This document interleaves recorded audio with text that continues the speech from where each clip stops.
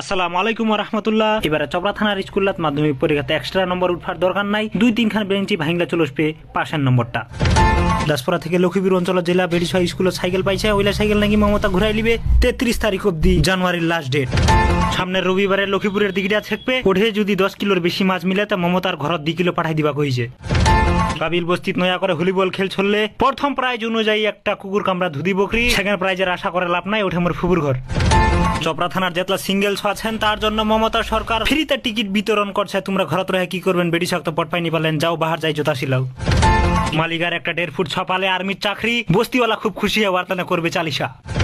তাস খেলার লোকলা আর গুড্ডি খেলার লোকলার এবারে সরকারি তরফ থেকে ঢুকবে ঘর, জিও সিম দিয়ে মিস কল মারে কহিল কেন্দ্র সরকার।